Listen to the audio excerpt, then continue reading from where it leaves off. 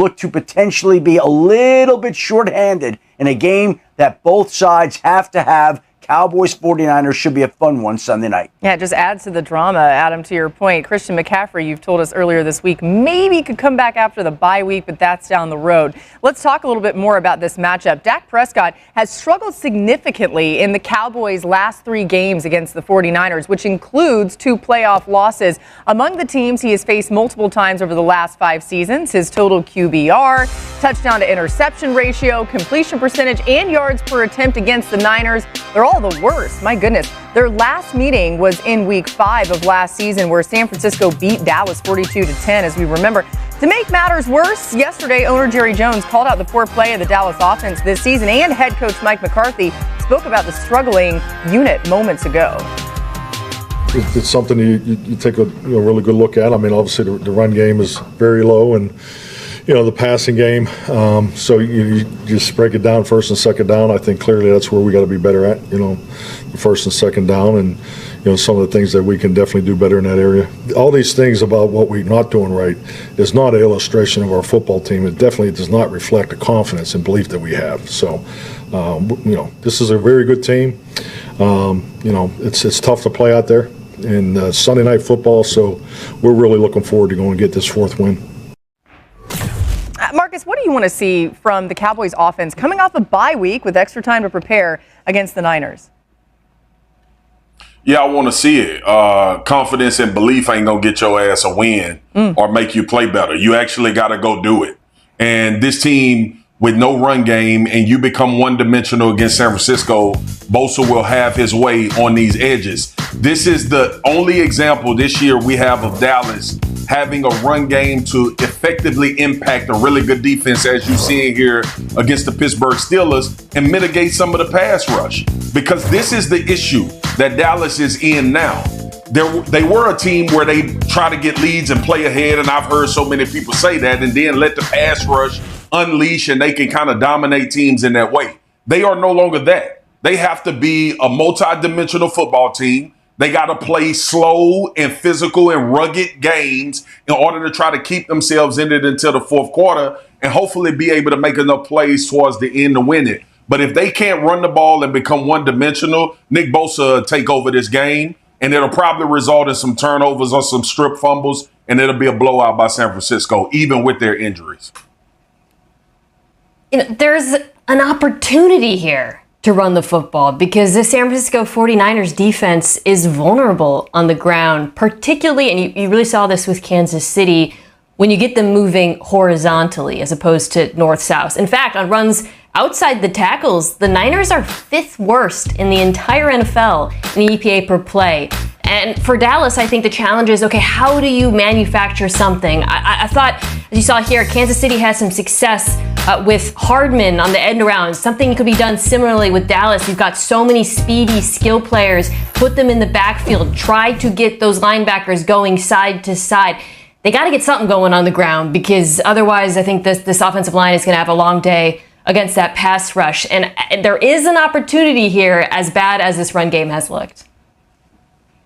But that's the problem. There's an opportunity, but there's a team in the Dallas Cowboys who isn't put together right. in a way where they could take advantage of it. We talked about this not only this week, but last week, the weeks before as hell. In the offseason, we wondered who would be the bell cow of this offense from a running game standpoint. And Mean is absolutely correct. You look at the way McCole Hardman was able to take advantage of the San Francisco 49ers on jet sweeps, 1 for a touchdown in the 4th quarter. You look at a guy like Kevontae Turbin. We've also seen CeeDee Lamb get touches from the backfield on tosses. All of those things should be in the Dallas Cowboy playbook this week versus the San Francisco 49ers. But it's the other side of it, too, when we talk about the pass game. There is no explosion. There is no diversity in who you could get the ball at to who can win one-on-ones. The San Francisco 49ers are a far cry from the defense that has continuously kept this team in the hunt to win NFC championships. But the Dallas Cowboys, who they've absolutely dominated, are a far cry from what they've been the last few years as well. What specifically does he need to look out for in this game? Yeah, so pass game, when they go into some crosser concepts, Dallas, you got to pay attention to San Francisco's pass-off coverage And then there is a way to have some success against a very good defense. So pass off coverage. Right now for the quarterback, it kind of looks like man coverage. Everybody looks like they're manned up man. So you think crossing concepts are going to be fantastic. The 49ers will pass things off responsibility-wise. Number one, starting with Travis Kelce. As Kelce goes on this shallow, you can see that corner is saying, hey, he's going to be yours. So essentially that backside defender is going to drive. Kelce crossing, he's going to drive. So this corner saying, hey, that guy, I'm passing him off to you. And then it goes to the crossing route from the other side. As this receiver comes, you're going to watch the corner fall off. So this defender saying, hey, now you have mine. It's like pizza. I take a piece, you take a piece. Yeah. Patrick Mahomes doesn't see it, and then almost interception. That's exactly what Dak Prescott almost got last week against the Detroit Lions. The second thing is you got to handle their overload front, meaning they'll take 3 guys away from Nick Bosa and single Nick Bosa up at the bottom of the screen. Now the challenge is, do you want to play Bosa one-on-one or do you want to go with Bosa 2-on-1? Now if you go Bosa 2-on-1, which if I were the Cowboys I would recommend, the challenge is this. You then go 2-on-2 in the middle of your pocket and you will get a ton of what we call pick stunts, kind of what the Green Bay Packers did against the Houston Texans this past week internally, and it creates chaos in the middle of your pocket. Now, it's another opportunity to see some of these pass-off coverages that they'll tie with their rushes. Okay, again, at the bottom of the screen, you're going to get this receiver running in route. Now, this safety is going to take it. So that corner is saying, hey, safety, your responsibility, I'm passing it off to you. Now, the alternative is, as you get this crosser, this receiver or this corner is going to then fall off. This guy's saying, hey, you're taking that responsibility now as well. So you get chaos in the pocket, fall off coverage, and all of a sudden no one to throw the football to. Now, how can you take advantage against this defense? I think there's one spot. Might sound crazy. Fred Warner's absolutely spectacular. You got to work the middle of the field, okay? You got to find a vacancy in the middle of the field, and what you do is you got to give Fred a ton of things to look at. I would send somebody down the middle of the field like Kansas City did. They take their tight end, send them down the middle of the field. Now, what you do is you got to put a lot in Fred Warner's vision so he's seeing a bunch of different things underneath. You get him to stay a little bit lower, and then there's the ball down the middle of the field for a completion. Easier said than done, but Dak has to be very smart when he gets crossing routes of thinking the zone or the area might get vacated and it's going to get passed off to some of their teammates defensively, and then when you get a chance to throw the ball down the middle of the field, it'll be there. You just have to take advantage of it. That was a pizza-sized vacancy there. Pizza. In the middle of the field. You take mine, I take yours. I mean, you're making me hungry. I'm going to give you a stat. You tell me if that trend continues on Sunday. So let's start in Atlanta, where Kirk Cousins and the Falcons travel to Tampa Bay on Sunday. Huge game.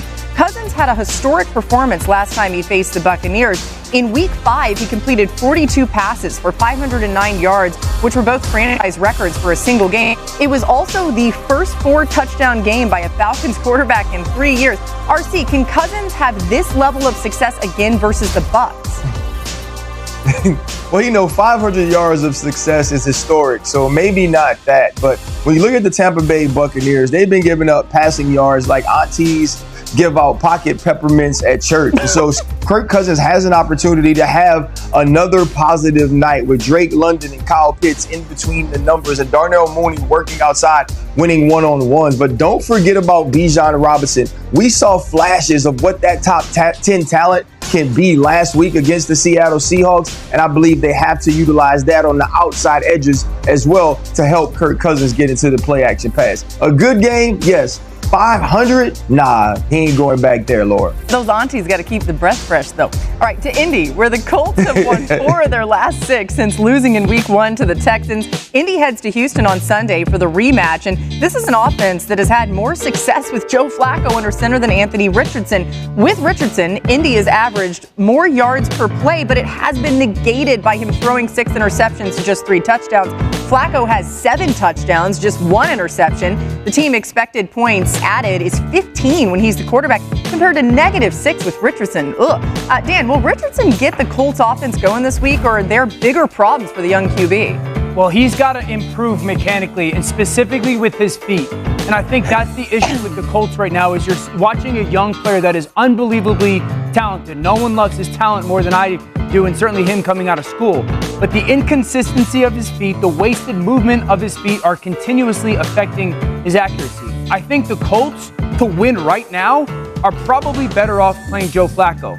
That being said, they have to play Anthony Richardson, both because he needs reps and he's unquestionably, at least in their eyes, their future franchise starting quarterback. Can they do both? Develop and win? That's the challenge.